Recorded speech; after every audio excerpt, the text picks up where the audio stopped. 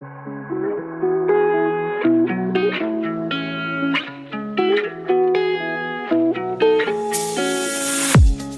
listening to an AINC original podcast. We believe you don't have to do life without a compass. Let us be your guide on this amazing journey. Welcome to Navigating Life with Vision Loss. Hello and welcome to Navigating Life with Vision Loss. I'm your host, Kim Wardlow, and we're continuing on. We're in episode 6 of our holiday series for this year. And I just want to thank everyone who donated during Colorado Gives Day. We really appreciate that, and that helps us to continue to provide quality programming for all of you, as well as some of the other offerings with our virtual book clubs and peer support group and offering white canes to folks. So thank you so much for donating. We appreciate that. We are joined again by Bill Lundgren. He was with us a few weeks ago talking about family gatherings. And this week, we are talking to him about staying connected with loved ones. And there's lots of components to that, trying to stay connected, sometimes even if you're near each other physically and geographically, but certainly if you're at a distance, trying to stay connected with loved ones. Bill, welcome back to the program. Glad to be back. I think one of the things we were going to look at is just in terms of if a person has vision loss, if that impacts staying connected with their loved ones around the holidays. I think often we go about living our lives all year, and then during the holidays, we tend to think about trying to connect or reconnect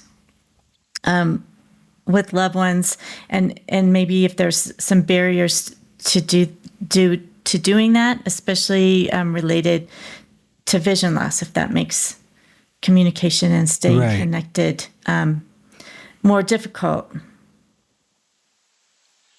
Well, I think part of it is connecting, as you say, with people out of our usual pattern of operating. And that is, in other words, somebody who lives next door or lives in the same city is one thing. It's being connected with people. I have a whole list.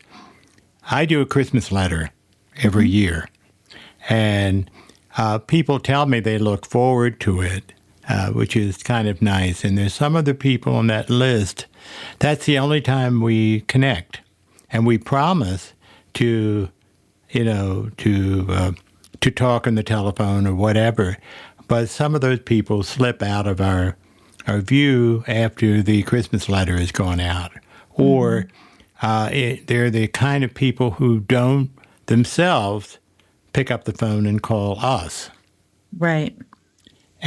And that's kind of am I losing them because of, and then you can pick anything about yourself that you're afraid has caused them to back away from you. And that's the kind of negative thinking that we can get into, particularly around our vision loss. Oh, they're not connecting with me because I can't see the way I used to be able to, or whatever, and they just feel uncomfortable. And that may be the case.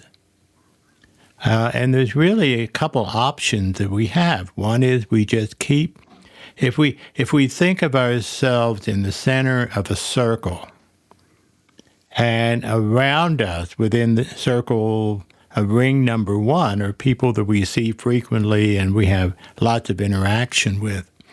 And then as we go into additional circles beyond that, their connection to us is more and more distant, and we have to kind of accept, okay, some of these people I will only have contact with at Christmas time, and we'll send each other cards and say, this year we're going to get together.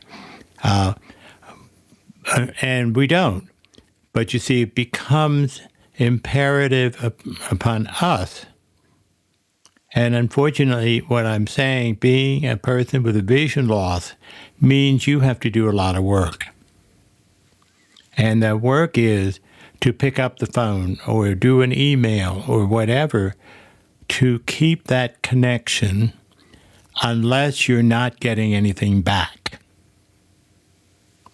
Mm-hmm. And I have people who, I send them, I contact them, whatever, but I don't get a return on that investment, in which case I can move them to the Christmas letter category.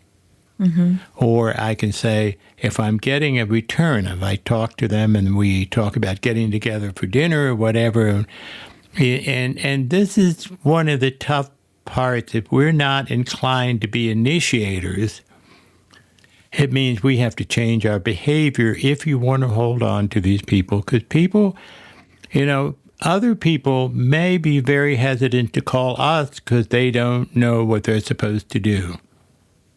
Or they feel that, if I have close contact with Bill Lundgren, I'm going to be having to do a lot of work to take care of Bill Lundgren. And we have to dissuade them from that idea that just because we're friends doesn't mean they are, and we were friends before the vision loss, doesn't mean you have more work to do now that I have vision loss. But they have to see us in action. They have to see us confident and comfortable with our vision loss and comfortable in asking, when do we need assistance? And I've said many times in my program, I had a friend of mine who confronted me as I was losing my vision because I wouldn't ask for help at all. I would trip over a fire hydrant that I didn't know was there or bump into people. And my friend said, how good you feel when you help somebody. How dare you deny me the opportunity to have that good feeling that I would get from helping you. And that was, that changed my attitude. Mm-hmm. And I hope that sharing that with people will change the attitude. But again, you have to set the boundaries as to what help you are comfortable receiving, and maybe encourage people to let you know if they're feeling overwhelmed or uncomfortable in helping us, and talk about it.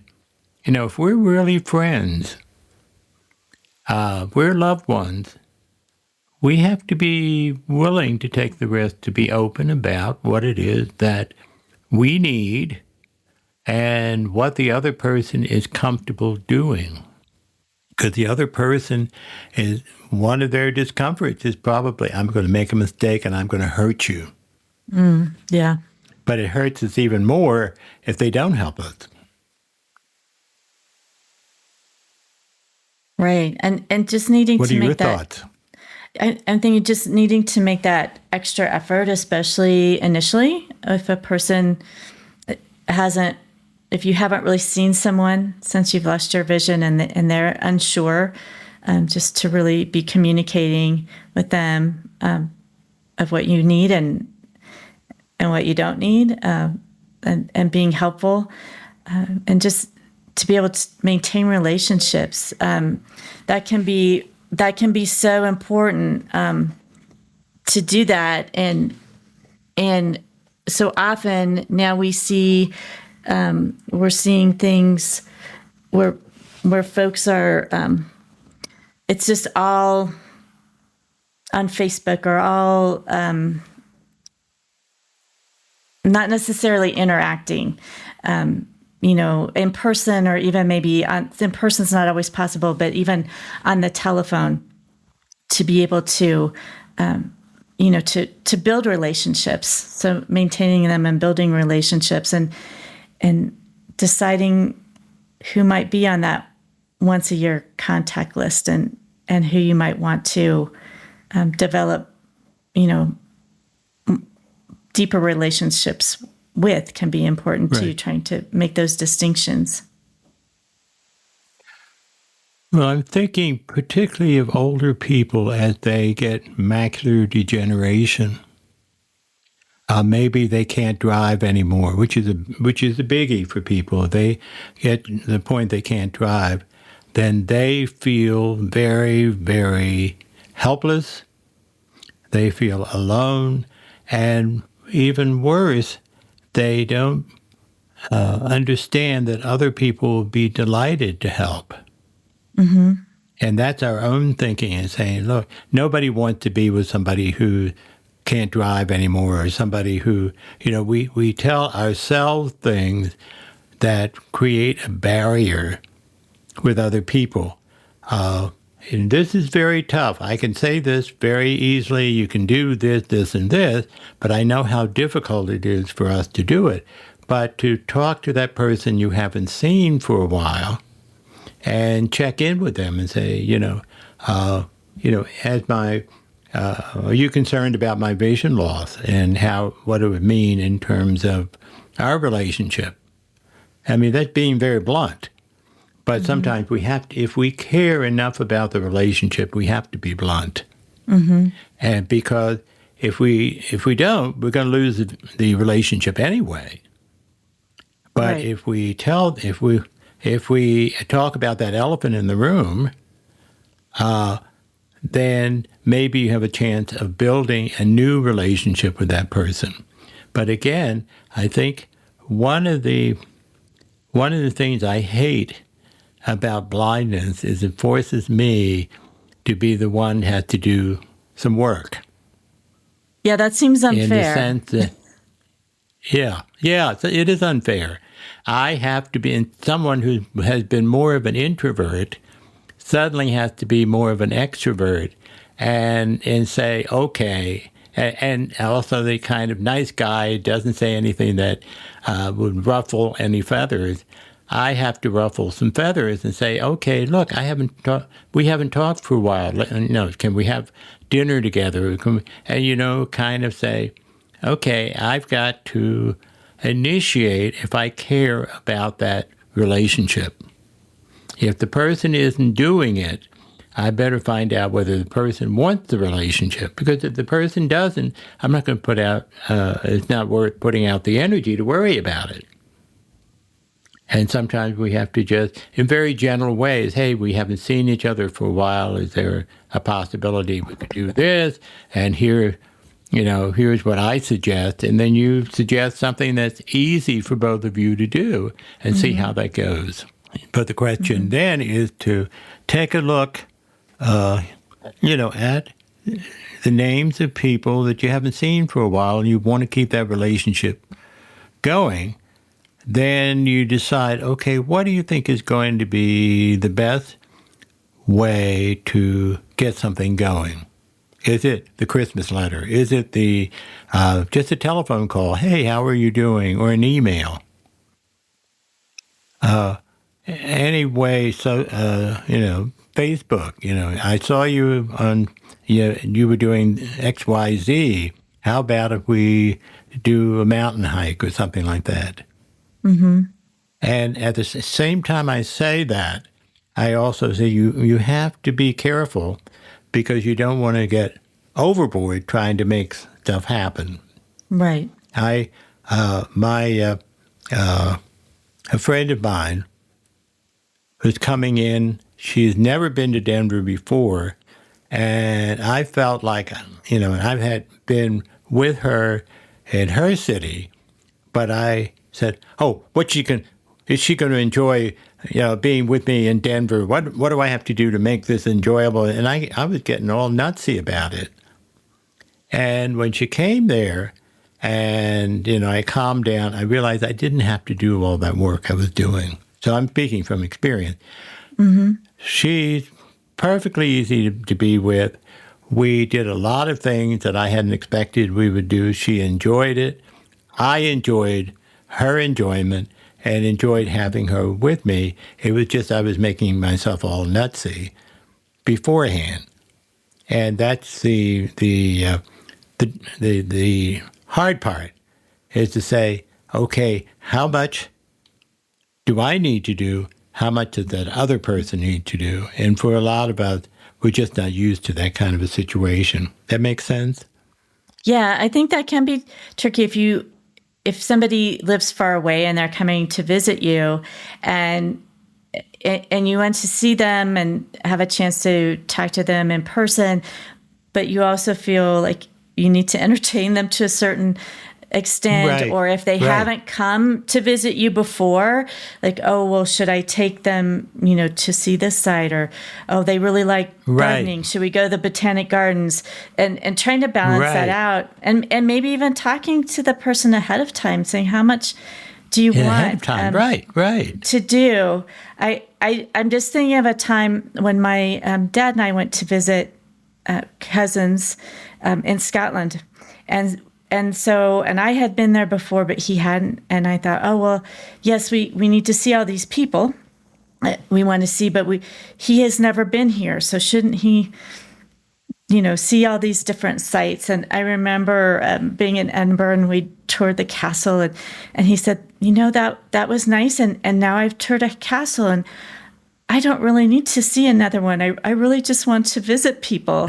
And so just knowing, Right. what that person wants to do. Do they just want to spend time, watching a movie together, or time chatting over coffee, or are there Exactly. things they'd like to see where you live? Right. And that's what I had forgotten. And I learned that, in this trip. Oh, we just stayed home one night, and we just talked, and, I didn't have to entertain her. But I'd gotten a little out of practice in entertaining. And I just have to say, okay, the person that you're with, the loved one that you're with, has to do some of the work too.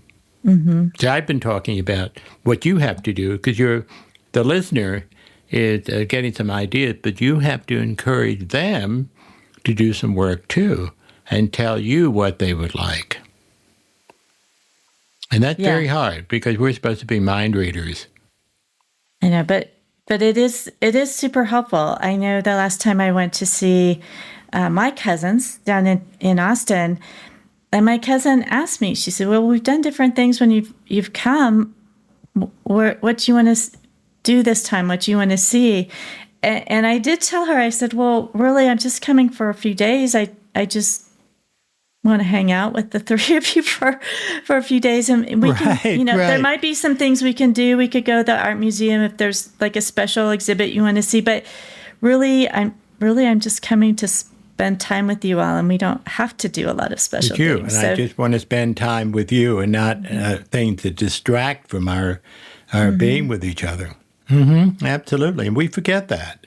Mm-hmm. And that's where, we have to kind of get used to allowing other people to visit, to carry some of the burden, and letting us know what they need, what they want. And Bill, how do you see technology and all the things we have available to us now helping or putting up barriers to being able to stay in touch with our friends and loved ones, all the different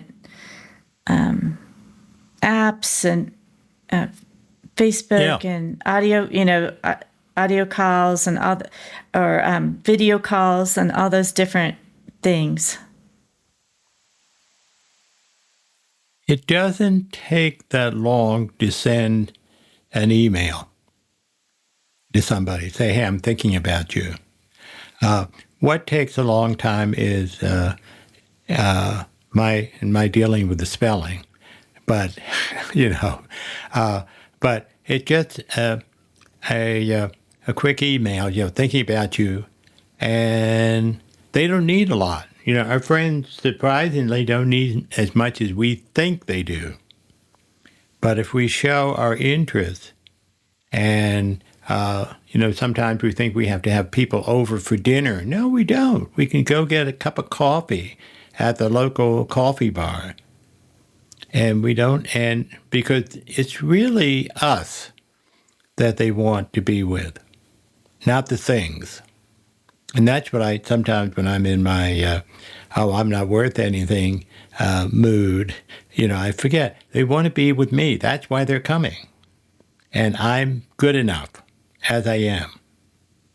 But sometimes we get some feeling of insecurity, particularly if we're not used to entertaining.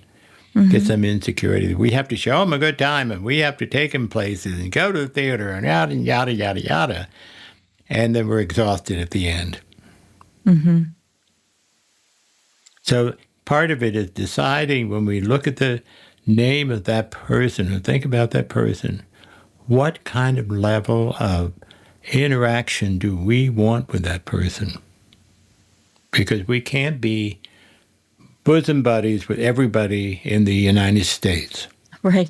let alone other countries. We have to say, okay, this person is wonderful to be with, and I want to keep in contact with this. This other person is more social contact, and I'll keep in contact, but we won't really, unless the person wants to, we won't be able to spend much time together, and that's okay. That's okay. Well, and we're not just, making a judgment about them. No. And sometimes relationships change over the years as well. And not necessarily Absolutely. because you've had a falling out or something bad or negative, but just as people's lives change, sometimes that changes, Change, yeah. your relationships. And they just drift away in a sense. And we can try a little bit to see if it's, if it's a permanent thing, but if not, we can appreciate that they were once in our lives. And that's okay. And that's all. They were meant to be there. Some of the more spiritual types would say that person was there to be there for us for a reason, for a short period of time. And that's, that's what it is. Yeah. And that's okay. To be able to that's just okay. Exactly. let that go if that seems to be the best thing to do. And then you have the folks you hang on to for years and years, maybe all your life. People have friends that were friends in kindergarten and they're still friends and they're 70 or whatever. Yeah, It can have you can have long-term relationships as well. And I'm just thinking, I tend to be one of those people that always feels like, oh, well, I have to, if I'm going to contact the person, I need to provide news. I think that comes from being a kid and my mom, after the holidays, sending thank you notes. Well, don't just say thank you. Tell them about what you've been doing and things. And I still kind of carry that, but I think you're right. Sometimes just sending, whether it's an email or a text message, just saying, oh, I was thinking of you today. Can be really meaningful and help you stay connected, even if you don't have time to say much about what's happening in your life. They'll express gratitude. Yeah. But I think we have to be comfortable with different levels of friendship and say, okay, this person, I'll, be in contact periodically, or this person is my bosom buddy. I haven't heard from him or her for a week. I better find out what's happening. And that's the way friendships are. They are. And even kind of business contacts and things, sometimes you see people around the holidays, just in different business types of gatherings as well that you don't always see, but that's a different level of relationship too. Exactly. And we don't have to act like they're bosom buddies. We have to, be approachable. Some of my business contacts have become very close friends, but there is a process that happens, and then you discover, we're contacting each other more and more, and contacting each other in terms of on a personal level rather than a business level, and I feel great about that. And then it goes from there. See, that's one of the things we have to measure, or it's helpful to measure is this person interacting with me on a personal level? In other words, we're talking personal stuff on each side, which means it's somebody who's a friend, who's a real friend, as opposed to talking superficial politics or whatever it is. And then that may, do they want to talk more personal? And there's what I've done with clients is talk about levels of intimacy. And the levels of intimacy determine really how close we are to people. And I mean verbal intimacy. You go to a cocktail party and everybody stands there and watching what's going on and you acknowledge that somebody is there. That's one level. The other level is when you may talk about what's going on in the party and then talk about how difficult it was to get there or something on a more personal level. And they are going to go to that level and talk to you in that level. That's a different story. And then if perhaps you talk about your family history and they talk about their family history, then the intimacy is getting deeper and deeper. You're revealing a little of yourself, and the person is matching you and allowing you to hear that level of experience. And then the ultimate, of course, is when two people care enough about each other that they're willing to share with each other how they feel about the other. And I don't necessarily mean, becoming lovers. I mean just saying, boy, you're a wonderful friend. I really am grateful for you, the things that you do. And you say the same thing to that person. Then you've reached, that real verbal intimacy where you feel safe to share something that you might not share with other people. And that's how you can kind of measure what kind of level do I have with this individual. And I always give this example. I love my mother, but when I start talking feeling, she would start talking about a book she read. And I used to get very angry because I wanted a closer relationship with her, but she was not capable of it, unfortunately. So consequently, I went with where she was and didn't demand something of her that she was not able at her age and so forth to give. But I could get that from other people. Does that make sense? It does. And I think that's all those things are important as we're encountering people that we may not encounter that often during the holidays and trying to make those decisions and thinking about that, because it is easy just to see someone and say, yeah, we'll stay in touch and then have it not happen. But really considering which of these people do I really want to stay in contact with and build a deeper relationship with. And acknowledging, as you said with your mother, acknowledging when sometimes maybe that person just isn't able to that's as to far as she maintain a could go. relationship at a level, a friendship, even as you said, not necessarily anything romantic, but just a friendship or a family relationship as deeply as you would like. But again, it's a decision that you make.